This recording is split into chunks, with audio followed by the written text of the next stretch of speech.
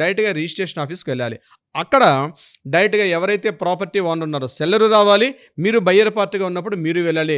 Both parties వెళ్ళిన తర్వాత registration ఆఫీసులో ఫస్ట్గా చేసేది ఏంటంటే ఫొటోస్ తీస్తారు. అంటే మీ యొక్క ఐరిస్ ప్రకారంగా ఉన్నటువంటి ఫొటోస్ తీసి ఎవరైతే అమ్మిన వ్యక్తి, కొనుక్కుంటున్న వ్యక్తి, దీంతోపాటు ఇద్దరు సాక్షుల సంతకాలు కూడా ఇస్ ద మ్యాండేటరీ. విట్నెస్లు అంటారు, ఇద్దరు విట్నెస్లు కూడా ఉండాలి. దీంతోపాటు ఆ ఫొటోస్ తీసిన తర్వాత సబ్ రిజిస్ట్రార్ దగ్గరికి ఫైల్ వెళ్తుంది. ఈ చలనా ఫామ్ అక్కడ ఉంటుంది. ఈ చలనా దాన్ని లింకప్ చేసి ఆ నెంబర్స్ అన్నీ కూడా మెన్షన్ చేస్తారు. మెన్షన్ చేసిన తర్వాత ప్రాపర్టీ డీటెయిల్స్ డాక్యుమెంట్ అంతా కూడా సబ్ రిజిస్ట్రార్ గారు చదువుతారు. ఏ రకంగా బేస్ చేసుకొని ఇప్పుడు ఫర్ ఎగ్జాంపుల్ మీరు నాకు ప్రాపర్టీ అమ్మారు, నేను కొత్తగా డాక్యుమెంట్ తయారు చేసుకున్నాను, నేను చలనా ఫామ్ తీశాను. దీనిలో ఉన్నటువంటి వివరాలు ఎక్కడ ఉండాలి?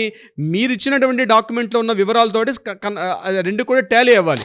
అంటే హద్దులు కానీ, సైజు కానీ, ప్రాపర్టీ సైజు కానీ, ప్రాపర్టీకి ఉన్న బౌండరీస్ కానీ, ఎవ్రీథింగ్ అంతా కూడా దీన్ని మదర్ డాక్యుమెంట్ అంటారు.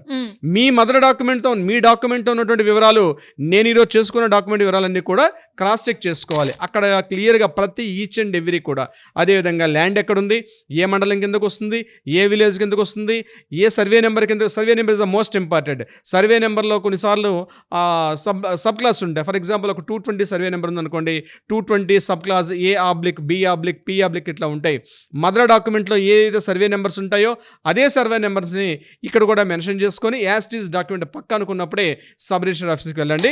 అక్కడ బయ్యరు రావాలి, సెల్లర్ కూడా రావాలి. ఎవరైతే అమ్ముతున్నారో, ఎవరైతే కొనుక్కుంటున్నారో ఇద్దరు వ్యక్తులు రిజిస్ట్రేషన్ ఆఫీస్కి వెళ్ళాలి. అక్కడ ఫొటోస్ తీస్తారు. ఫొటోస్ తీసిన తర్వాత రిజిస్ట్రేషన్ ఆఫీసులో మ్యాక్సిమం పార్ట్ అయిపోతుంది. దాని తర్వాత అక్కడ రిజిస్టర్లో సంతకాలన్నీ పెట్టుకున్న తర్వాత నెంబరింగ్ అవ్వడానికి మాత్రం 1 day 2 days పడుతుంది. మీరు అక్కడ డాక్యుమెంట్స్ ఇచ్చేసాక మీకు సబ్ రిజిస్టర్ ఆఫీస్లో ఒక రిసిట్ ఇస్తారు. ఆ రిసిట్ మీ దగ్గర పెట్టుకోండి. అంటే డాక్యుమెంట్ ఎక్నాలజ్మెంట్ అంటారు, ఎక్నాలజ్మెంట్ కౌంటర్ రిసిట్ మీ దగ్గర పెట్టుకోవాలి.